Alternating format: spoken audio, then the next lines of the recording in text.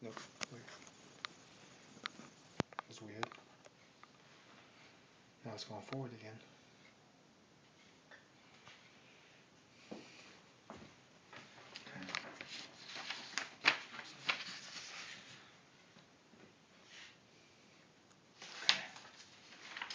Now this is what I typed up. I took his report word for word, and I documented his report word for word, and then I put the real truth of events. People could back this up. I didn't have 2 kids in my room. My wife and my mother-in-law stated there was not 4 kids in the room. Just blatant lies. And that the DA would be so in their pocket and his fellow officers to go with these lies is very disturbing. Did you have a trial? I was given a closeted trial. They didn't really, after they polluted the jury pool with putting a picture of my face from police, the jail, a picture of my house, and a picture of the police station window in front of it. They polluted the jury pool and to make sure I was on the news repetitively for a couple of years. I don't know if I told you this. I had a history of Michael Povich. In 2001, I turned him in for blackmail. Got him severely reprimanded. I had just got done working for the state of New Hampshire, the Department of Defense. I called the FBI office. In Concord, New Hampshire, they ripped him a new hole, to be quite polite, and he was not very happy. I know that name, but I don't. Michael Povich is a celebrity. He's the DA of Hancock County. There's like over 100 suits right now against Hancock County because of his unethical actions. Okay. He's made the news for sexually harassing his coworkers and then bribing them off. He's got in trouble. And he's in New Hampshire? No, Michael Povich is the Hancock County district attorney. Oh, okay, that's right. It's a small little clique of them in this area of Hancock County. They have countless lawsuits against the county. Wait, before you go on, there was something you had. But I didn't understand. What did you mean about a closeted trial?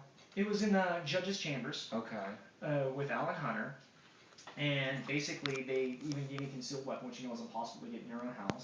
Yeah. And basically, Alan Hunter, after reading my quick disposition, I had no court-appointed attorney. He was Michael Povich's buddy. He wanted $2,500 to represent me to get me out of jail. I wouldn't have to spend a day in jail if I gave him this $2,500. Who wanted $2,500? Jeffrey Toothaker. He's a celebrity too in the area. And he was not representing me. He was representing the opposite side. And so basically, I went in the judge's chambers, told the judge the truth, and him not being from Hancock County actually yelled at the district attorney. I want no charges. I could prove it otherwise. I showed him the truth. So how did you end up going to jail? Did you enter a plea of guilty, or was there? I went to jail for 2 years because I couldn't afford my bail. My bail was not based on the state Maine laws or principles of bail. If it was, I would have been out of jail. I had a clean record. So you're saying the whole time you were in jail, you weren't convicted? I wasn't convicted. I couldn't afford bail. Okay. Because the first day I was in jail, they put a preliminary injunction on my deed. They used my house to bail out. Bank accounts were emptied. Okay, so you were in jail for 2 years without bail, and then at the end for 9 months. Okay. Couldn't afford it. Okay, and then at the end of the 9 months? 9 months, they made a deal and gave me a year, and when the judge asked me 3 times in his chambers, do I feel threatened to take this deal? I said yes. Every single time. Until he lost patience, and it was boom, done. And I wrote the courts hundreds of letters. My bail was always put where I couldn't afford it, so their buddies could gut my house. Mm-hmm. This is what they do here in Maine. Okay. Particularly this county. This is the hallway where he supposedly got held up with an. I don't know if you're familiar with firearms at all, sir. A little, obviously. SKS, a Yugoslavian 1960 SKS. No, I'm not familiar with that one. Well, it's one of the heaviest firearms ever made. It comes with a bayonet on it. It's made out of heavy wood. Okay. Has the cleaning kit in it. They also jam. You can't load a single round. They're from the 60s. They were so mass produced. They were one of the cheapest firearms made. A great hunting rifle. Could only load 10 rounds in it at a time off a strip clip through the top. Yeah. Not made for a single round load because then it won't shut. Okay. It's a gasmatic. Okay. I beat him on a draw in my hallway that you saw right here, and held him up and had that conversation that the other witnesses that were standing there, and one of them that he evacuated from the house supposedly, did not see, which we know. So you're saying you did do that, or you didn't do that? It's quite obvious. Okay. For mechanical measurements, it can't be done. Yeah. Secondary, all my other charges were based because Sear was parked over here from my house, as you know. That was where you were parked too. Yeah. When you first arrived. Yeah. Based on him hearing conversations with my son from inside the house, as we know, that's mechanically and scientifically and humanly possible, unless he has Superman's hearing. Okay. It can't be done. And he claims I ran out of my house that distance. If you look right here and here, he claims I ran from my house all the way out there in front of a SWAT team and his other officers and a state trooper, and they didn't see me, but he did, and him and I had further conversations in his report. It shows that he falsified his police reports. It also shows, because it was submitted to the federal government, that he falsified it on the federal level as well. And last I checked, that's a federal felony charge. Okay. Next, I got the counterfeit cashier checks. This is one of my favorite topics. While I was in jail, I got served a notice that I was being sued due to some counterfeit cashier checks that my spouse made prior. Matthew Sear is a known drug addict.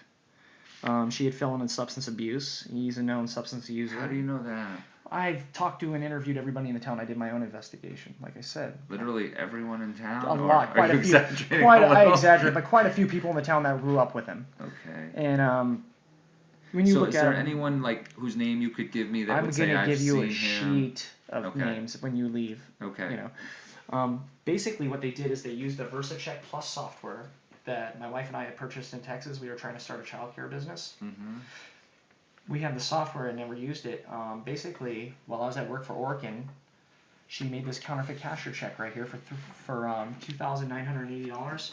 She went to Brewer and deposited the check, and in the same hour went to Bangor to TD Bank North in Bangor and withdrew the check, $3,000. Therefore, frauding and ripping off the bank. As you know, that's the Secret Service handles that. It's a federal felony charge. It's also a state charge. You got your forgery, you got your counterfeiting. And it's a huge charge, especially for $3,000. Mm-hmm. It was kept civil because of a relationship with Matthew Sear. He's related to a federal district court judge, I believe. Theodore Fletcher, the attorney, told us. That's why he's never held accountable for his crimes. So basically, they took this check, which I have copies of, went to one bank, deposited in the same hour, withdrew it. I was getting sued because I supplied burden of proof that I had worked for Orkin Pest Control, and then I have GPS readings that I wasn't on in the area and had nothing to do with it. Yeah. I had nothing. They let me go and they dismissed me from the case. They're still trying to sue her civilly. Yeah. But because of her protection with the law enforcement, she hasn't served a day in jail. She hasn't gotten a ticket. I was in jail with people for bouncing a check for $100. So that shows the police and her relationship right there. Okay. Particularly Matthew Sear. Here's all this stuff. That's the deposit. But what makes you? Why do you feel that he was involved in it too, not just her? Because she was at that time.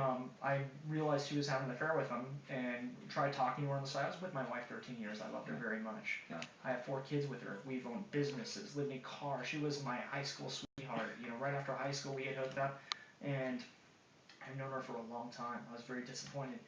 And what he made followed you? me. One day I went to an interview at Hollywood Slots when they first opened to be the maintenance supervisor. I came home early. She was trying to keep me in town.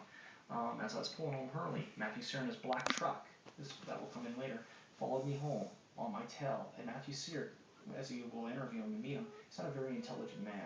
He's prone to anger very easily. And he was making a big show of riding my tail, swearing, flipping out, flipping me off. So purposely, I slowed down. And that really flipped him off. And I pulled my driveway. He pulled out in front of my house by the tree wall, where he later on had as a habit of parking and watching me and stalking me as I reported to the Attorney General's office and the police and have witnesses. That's where he parks in broad daylight, and started screaming.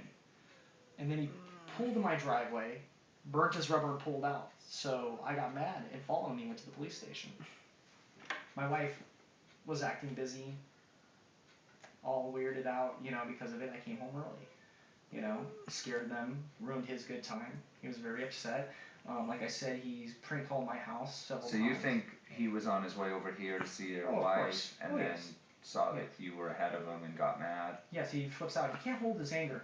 A few times when I've gone out of my house. Hold on one sec though. Was there anything like before that would have led you to believe? I mean that. She got picked up in a black truck late at night. I couldn't see who was driving. It was his truck. Okay. Later on, that's the same truck. Once I let everybody know and wrote my letters to the senators and the governors, that's the same truck he burnt at the police station and frauded his insurance. Okay. It made the newspapers. Okay. I have the article in here. And if you were to try to get that article now, good luck. Okay. It doesn't exist anymore.